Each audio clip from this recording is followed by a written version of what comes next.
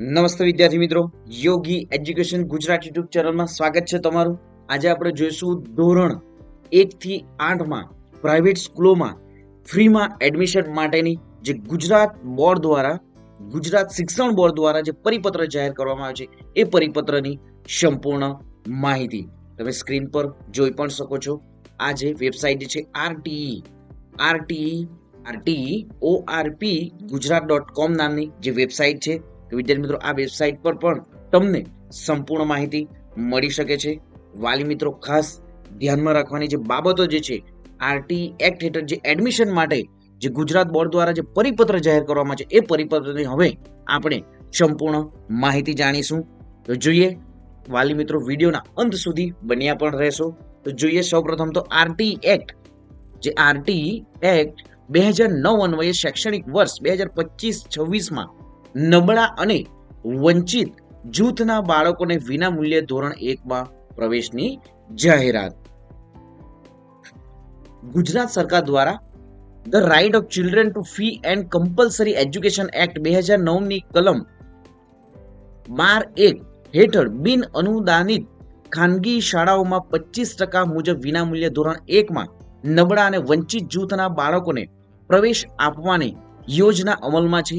જે બાળકોએ 1 જૂન 2025 ના રોજ 6 વર્ષ પૂર્ણ કરેલ હોય અને નીચે દર્શાવેલ અગ્રતાક્રમ હોય તે જ બાળકો આ યોજના હેઠળ અગ્રતાક્રમ મુજબ પ્રવેશ પાત્ર બનશે. તો અગ્રતાક્રમમાં જોઈએ તો અનાથ બાળકોને સૌપ્રથમ એડમિશન આપવામાં આવશે. સંભાળ અને સંરક્ષણની જરૂરિયાત વાળું બાળક, બાલ ગૃહોના બાળકો, બાળ મજૂર, સ્થળાંતરિત મજૂરોના બાળકો, મન બુદ્ધિ સેરેબ્રલ પાલ્સી ધરાવતા બાળકો, ખાસ જરૂરિયાત બાળકો, શારીરિક રીતે વિકલાંગ અને વિકલાંગ ધારા 2016 ની કલમ 34(1) માં દર્શાવ્યા મુજબના તમામ દિવ્યાંગ બાળકો.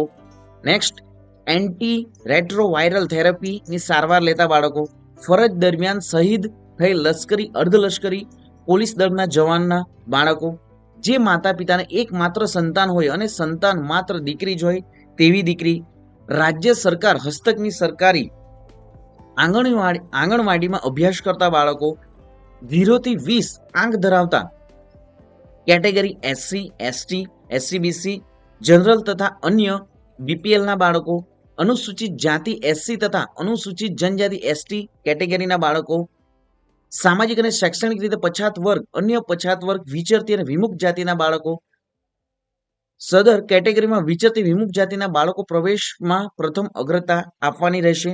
જનરલ કેટેગરી, બિન અનામત વર્ગના બાળકો અને અહીં જે નોંધ જે છે 8, 9, 11, 12 અને 13 માં આવતા બાળકો માટે ગ્રામ્ય વિસ્તારમાં 1,20,000 અને શહેરી વિસ્તારમાં 1,50,000 ની આવક મર્યાદા લાગુ પડશે.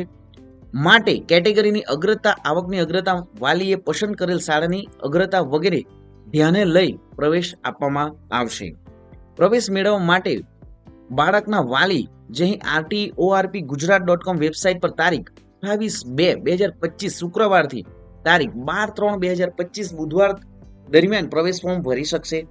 આ અંગેની જરૂરી વિગતો જેવી કે અરજી સાથે કયા આધાર પુરાવા કયા અધિકારીના રજૂ કરવાના છે તે સહિતની તમામ વિગતો વેબસાઇટ પર મૂકવામાં આવે છે. વિદ્યાર્થી મિત્રો, વિડીયોના વાલી મિત્રો પણ ખાસ વિડીયોના અંત સુધી બન્યા રહેશો. આ તમામ વિગતો તમને ક્યાંથી મળશે તમને સંપૂર્ણ જણાવવામાં આવશે.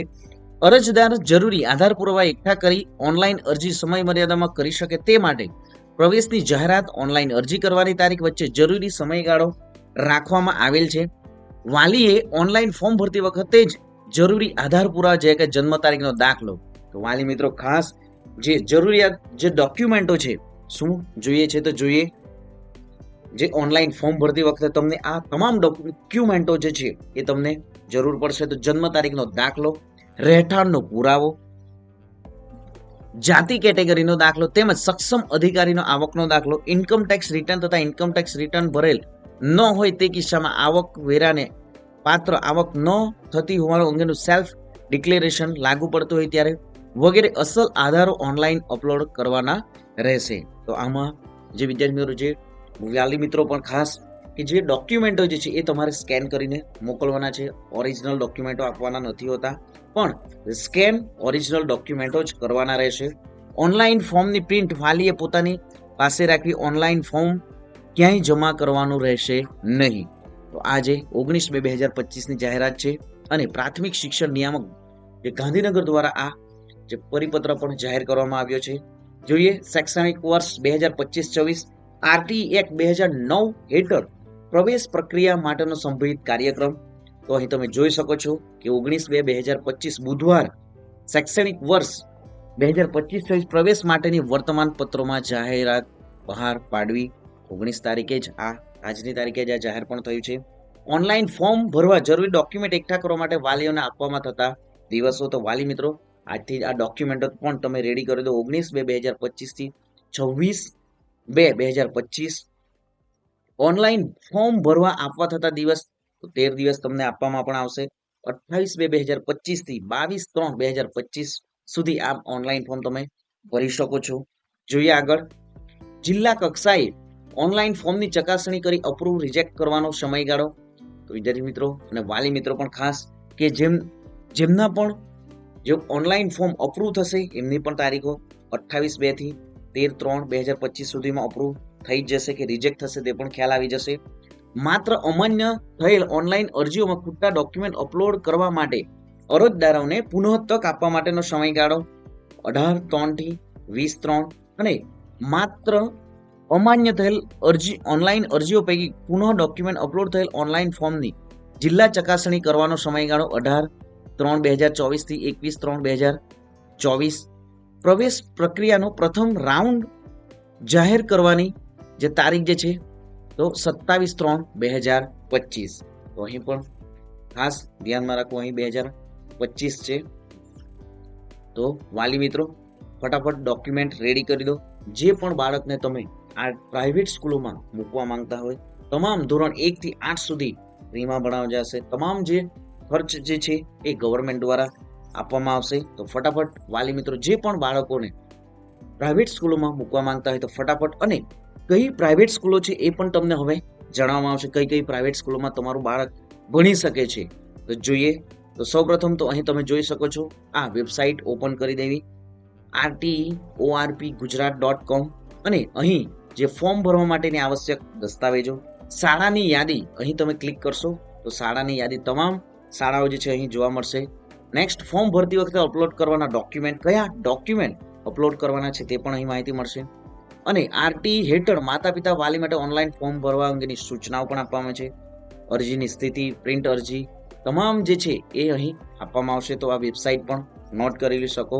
અને તમને આ પીડીએફ રૂપે જોઈએ છે તો વાલી મિત્રો એ પણ તમે અહીં ક્લિક કરશો તો પીડીએફ રૂપે પણ મળી જશે. અને જે પણ વાલી મિત્રોને ડોક્યુમેન્ટ જે પીડીએફ ફાઇલ આ જોઈએ છે તે એ પણ વિદ્યાર્થી મિત્રો જે વાલી મિત્રો પણ આપણી ટેલિગ્રામ ચેનલમાં જોડાઈ જાવ. તમને સંપૂર્ણ જે માહિતી ત્યાંથી પણ આ સંપૂર્ણ પીડીએફને તમે ડાઉનલોડ કરી શકશો.